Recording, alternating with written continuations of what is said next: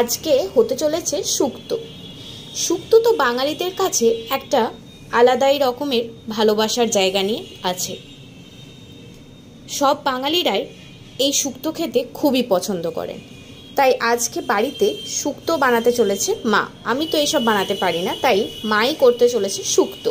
আর আমি ভাবলাম যে রেসিপিটা একবার তোমাদের সবাইকে দেখিয়ে দিই। তো এখানে শুক্তোর জন্য মা নিয়ে নিয়েছে আলু, পেঁপে, বেগুন, কাঁচা কলা, উচ্ছে, বরবটি, কচু আর বড়ি। বড়ি ছাড়া তো শুক্তো অসম্ভব। আর এখানে কিছু মশলা রয়েছে যেটা আমি ভাজবো বা বাটা হবে, সেই হিসেবে আদা, রাঁধুনি, সর্ষে আর ধনে গুঁড়ো, তেজপাতা। এটা গোটা ধনেও দিলেও হবে, আমার কাছে নেই বলে আমি ধনে গুঁড়োটাই ব্যবহার করব। আর এখানে তো ঘি আর দুধ রয়েছে। আর অনেকে এটাকে দুধ শুক্তোও বলে থাকে। তো তাহলে চলো শুক্তোর আইটেমটা শুরু করা যাক। কিভাবে হচ্ছে তোমাদের সবাইকেই দেখাচ্ছি। প্রথমে আমি অল্প সামান্য একটু আলুটা, এই কচুটা আর এই পেঁপেটা এগুলো একটু দেরি হতে লাগে, তাই হালকা করে সেদ্ধ করে নেব।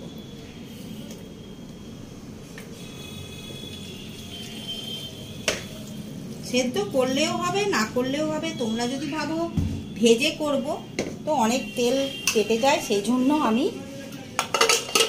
হালকা করে একটু সেদ্ধ করে নিচ্ছি। ওটা সেদ্ধ হতে থাক, আর তারপরে কিভাবে জিনিসটা হচ্ছে সেটা তোমাদেরকে দেখাচ্ছি। ওদিকে সেদ্ধ হচ্ছে আর এদিকে কড়াইতে তেল দিয়ে দিচ্ছে। এবার এই সবজিগুলো একে একে মা ভেজে নেবে।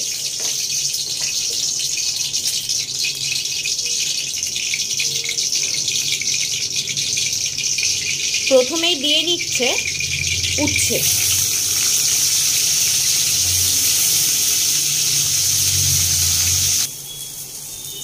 এই যে উচ্ছেটা ভাজা হয়ে গেছে, এবার উচ্ছেটাকে তুলে নিচ্ছে।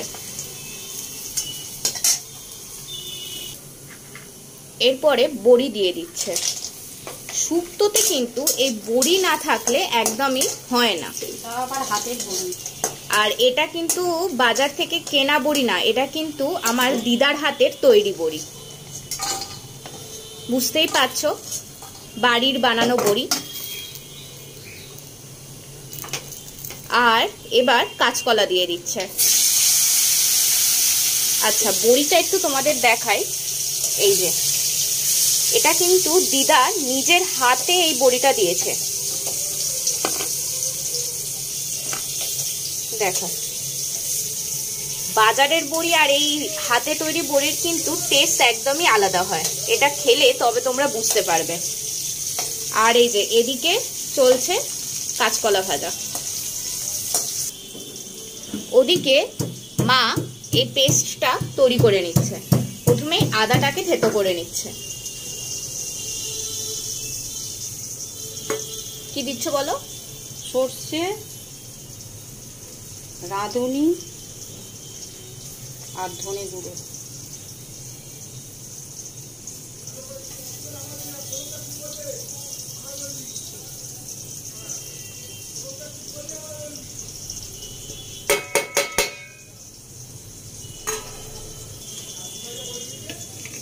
এই যে এবার একটুখানি জল দিয়ে জিনিসটাকে ভিজিয়ে নেওয়ার পর শিলে করে বেটে নিচ্ছে।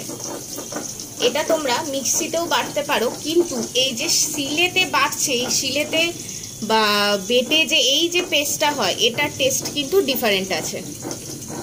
দুটোর টেস্ট কিন্তু দুরকম। তাই যদি তোমরা শিলেতে বেটে এই মশলাটা ব্যবহার করে থাকো তাহলে দেখবে ওটা খেতে বেশি ভালো লাগছে, বেশি সুস্বাদু লাগছে। বুঝতেই পারছো, আজকে একদম বাড়ির তৈরি বড়ি দিয়ে, সব রকমের সবজি দিয়ে, আর এদিকে শিলে বাটা মশলা দিয়ে শুক্তোটা হতে চলেছে। দুধ দিয়ে, আবার পুরোটাই দুধ শুক্তো। আর শুক্তো তো বিয়ে বাড়ি হোক বা যে কোনো অনুষ্ঠান, অন্নপ্রাশন হোক, সব জায়গাতেই সবেতেই এই শুক্তোটা ইউজ হয়। তো এই রকম করে শুক্তো বানালে আশা করি সবারই খুব ভালো লাগবে। সেটা বাড়িতে বানিয়ে খাও কি লোকজন এলে গেস্টদেরই দাও না কেন। যাই হোক, পুরো প্রোগ্রেস চলছে, অনগোয়িং। দেখাচ্ছি আবার কিছুক্ষণ পর। এই যে এইদিকে একটুখানি সেদ্ধও করে নিয়েছে, পুরো কিন্তু একদম পুরো সেদ্ধ নয়, মোটামুটি ওই 50 কি 60% মতো সেদ্ধ হয়েছে। এই যে কাঁচকলা ভাজাটাও চলছে এদিকে। কাঁচকলাটা ভাজা হয়ে গেছে, এবার এটা তুলে নিচ্ছে।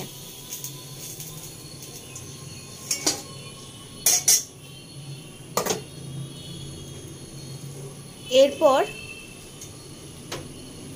একটু তেলটা কমে গেছে বলে আর একটু তেল দিয়ে দিচ্ছে, কারণ এগুলো সবকটাই কিন্তু ডিপ ফ্রাই হচ্ছে।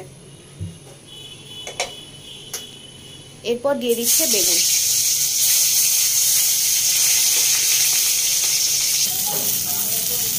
এবার এই বেগুনগুলো তুলে নিচ্ছে একে একে।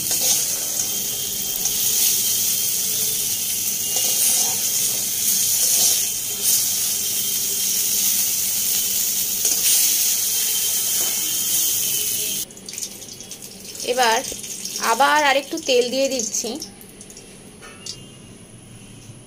এদিকে পেস্টটাও একদম রেডি হয়ে গেছে।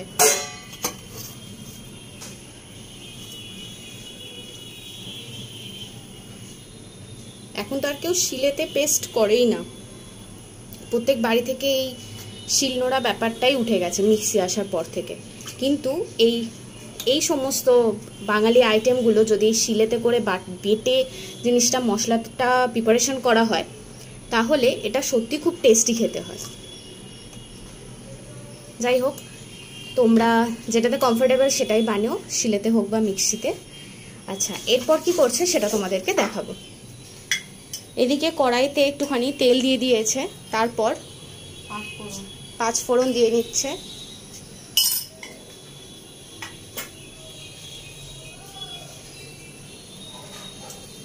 এরপর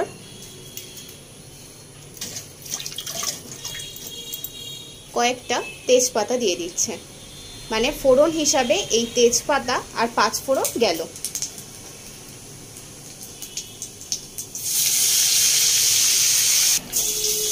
এরপর যেগুলো ওই 50 কি 60% মতো সেদ্ধ করেছিল সেগুলো একে একে ভেজে নিচ্ছে।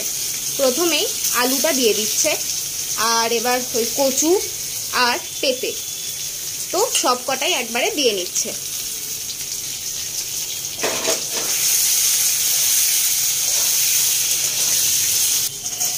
এবার এই বিনসগুলো এর সাথে